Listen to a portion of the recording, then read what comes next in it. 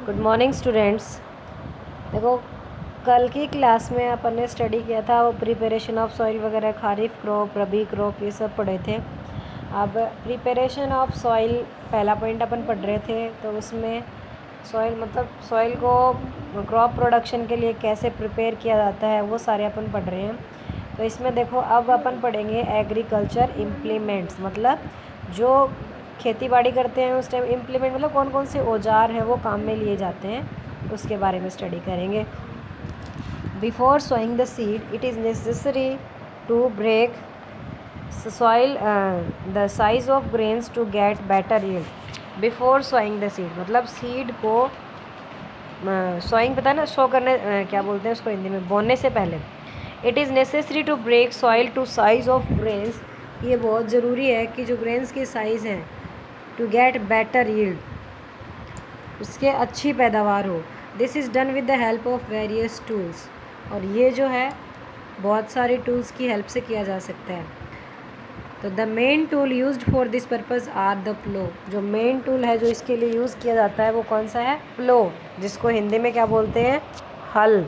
ठीक है, प्लो, होई एंड कल्टीवेटर। प्लो तो हल हो गया, होई मतलब कुदाली, जिसको अपने लोकल लैंग्वेज में कशियासा बोलते हैं ना, वो वाला। एंड कल्टीवेटर, कल्टीवेटर देखो ट्रैक्टर के पीछे लगा रहता है जिसमें बीज डालते हैं, वो वाला कल्टीवेटर। देखो डायग्राम में दिखाऊँ मैं आपको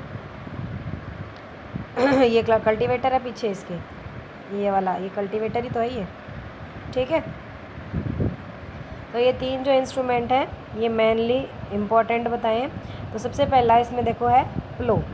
प्लो क्या होता है? This is being used since ancient time for tilling the soil.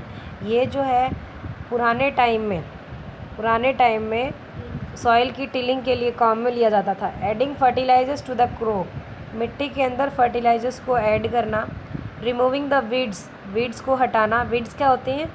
जो मतलब फालतू के पौधे उगाते हैं खेत के अंदर, अनवांटेड जो प्लांट्स होते हैं वो वीड्स होती है। स्क्रैपिंग ऑफ सॉइल, मिट्टी को खुरेचना। It's this implement is made of wood. ये जो इम्प्लीमेंट है किसके बने होते हैं? वुड एंड ये जो इम्प्लीमेंट है प्लो, हल जो है, मेड ऑफ वुड, लकड़ी का बना होता है। And it is drawn by a pair of bulls, और इसको एक बैल का एक जोड़ा है वो चलाता है, खींचता है। और अदर एनिमल्स या दूसरे एनिमल्स भी हो सकते हैं जैसे घोड़े या कैमल।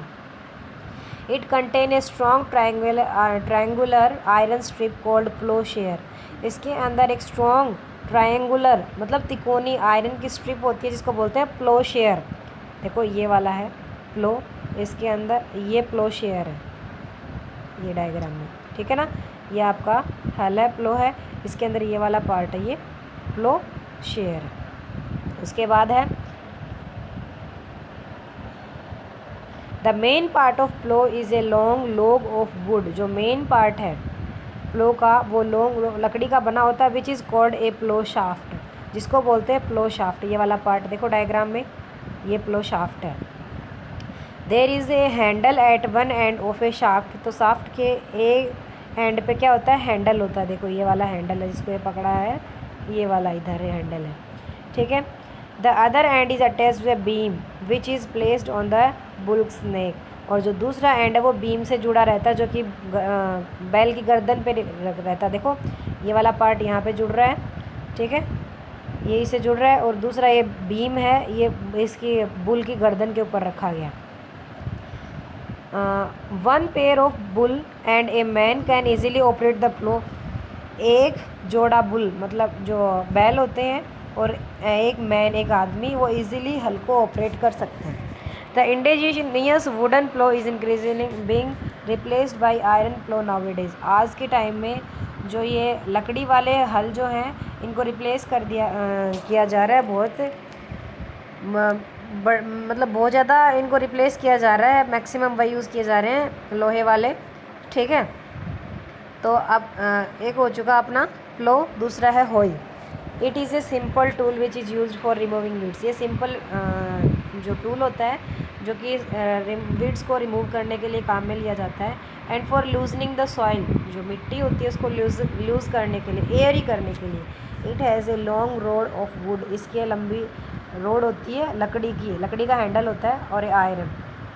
या फिर लोहे का भी हो सकता है। A strong broad and bent plate, और एक मजबूत चौड़ी और बेंट मतलब प्लेट होती है नीचे इसके आयरन की, जो इसके एक एंड पे फिक्स होती है। And works like a blade, blade की तरह काम करती है। ये देखो होई का diagram. It is pulled by animals, इसको एनिमल्स के द्वारा खींचा जाता है। ठीक है, अपने यहाँ तो हाथ से भी करते हैं, मतलब जो मनुष्य है वही करता है। ठीक है, फिर देखो कल्टीवेटर, वो अपना वाला थोड़ा दूसरा आता है, इसका जो शेप है वो दूसरी है। Cultivator, now it is ploughing is done by tractor driven cultivator. अभी इन दिनों में जो प्लॉइंग है वो ट्रैक्टर के द्वारा ड्राइव करके कल्टीवेटर से की जाती है। The use of cultivator save labour and time. अब जो कल्टीवेटर का यूज़ है वो टाइम और लेबर को बचाता है। इस डायग्राम में देखो ये कल्टीवेटर है, ट्रैक्टर। अब नेक्स्ट है अपना देखो सॉइंग कैसे की जाती है। Sawing is the most important part of crop production. Crop production का मोस्ट इम्पॉर्टेंट पार्ट है सॉइंग, मतलब बीज बोना। बिना बीज के अपन कृषि करेंगे कहाँ से। Before sowing good quality seeds are selected. तो बीज बोने से पहले अच्छी क्वालिटी के सीड्स हैं उनको सिलेक्ट किया जाता है। Good quality seeds are clean and healthy seeds of a good variety. अच्छी क्वालिटी के जो सीड होते हैं वो साफ़ होते हैं, और healthy seeds of a good variety, और एक अच्छी वैरायटी है वो अपने कौन से मिलती है। Farmer prefers to use seeds which give a high yield. Farmer जो है वो अच्छे जो सीड हैं उन्हीं को प्रेफर करते हैं, मतलब ऐसे सीड को प्रेफर करते हैं जिनसे उनकी पैदावार है वो बहुत अच्छी हो। अब देखो selection of seeds. One day Ayesha पहेली पूछ रही है कि वन डे एक दिन मैंने देखा कि मेरी मदर जो है पुट सम ग्राम सीड्स, चने के कुछ बीज जो है इन्हें वेसल एक बर्तन में डाले हैं, and pour some water on them, उनके अंदर पानी डाल दिया। आफ्टर ए फ्यू मिनट्स, कुछ मिनट बाद, some seeds started to float on top. कुछ जो सीड्स हैं वो फ्लोट उन्होंने मतलब फ्लोट होकर के टॉप पे आ गए। I wonder why some seeds float on water. मुझे देख करके आश्चर्य हुआ कि कुछ जो सीड्स हैं वो फ्लोट कैसे करने लग गए।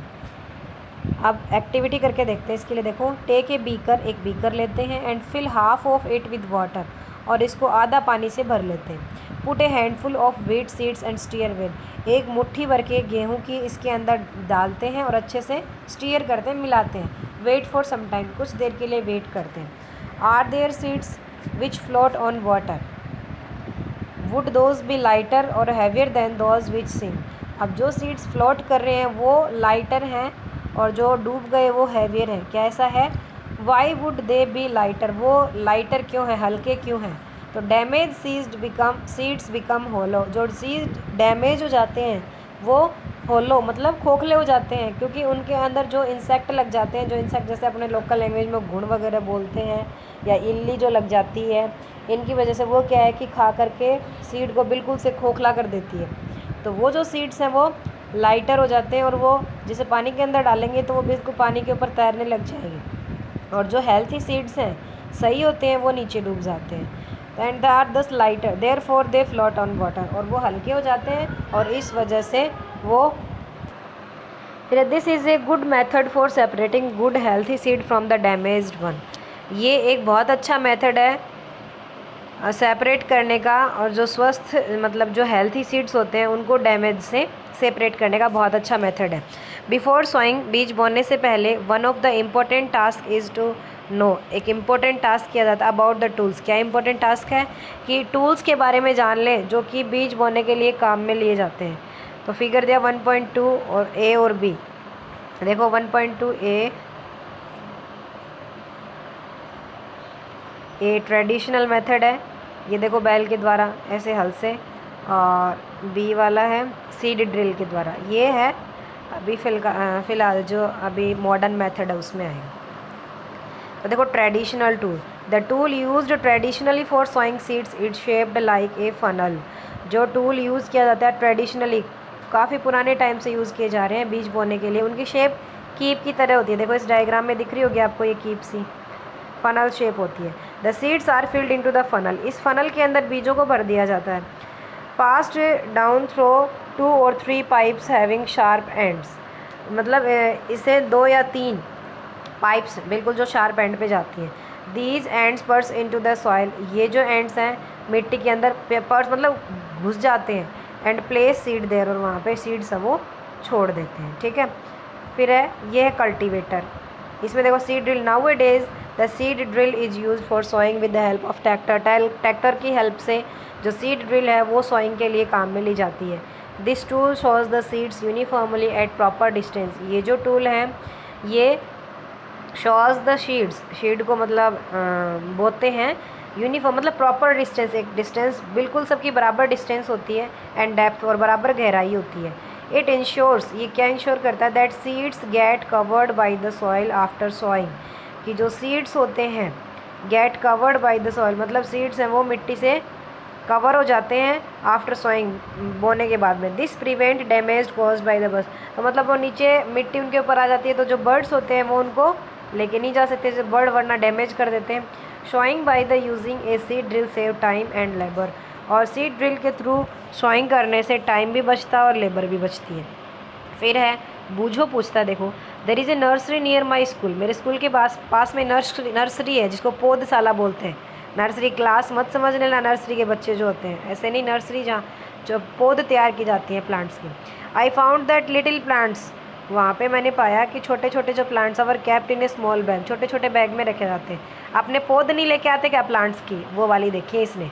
Y are they kept like this, उनको ऐसे क्यों रखा जाता है, देखो seeds of few plants such as paddy are first grown in nursery, जो कुछ सीड्स होते हैं ना प्लांट्स के, जैसे पैडी है धान, उनको सबसे पहले नर्सरी में ग्रो किया जाता है। When they grow into plantlets, जब उनकी पौध बन जाती हैं, they are transplanted in the field manually, तो उनको मैनुअली फील्ड के अंदर ट्रांसप्लांट कर दिया जाता है। Some forest plant and flowering plants are also grown in the nursery, कुछ फॉरेस्ट प्लांट्स और कुछ जो फ्लावरिंग प्लांट्स होते हैं उनको भी नर्सरी में ग्रो किया जाता है। An appropriate distance between the seeds is important to avoid overcrowding of plants, plants के बीच में अप्रोप्रिएट डिस्टेंस है वो बहुत ज़्यादा ज़रूरी है, जिससे ओवर क्राउडिंग है उससे बचा जा सकता है। मतलब एक जैसे गहरे प्लांट्स अपन एक जगह बीज अपन डाल देंगे तो वो गहरे उगेंगे, तो उनके बाद में छोटे छोटे तो वो उग जाएंगे, लेकिन जैसे जैसे उनकी डिमांड है न्यूट्रिएंट्स की, वाटर की बढ़ती जाएगी, वो आगे ग्रो नहीं कर पाएंगे और वो डैमेज हो जाएंगे।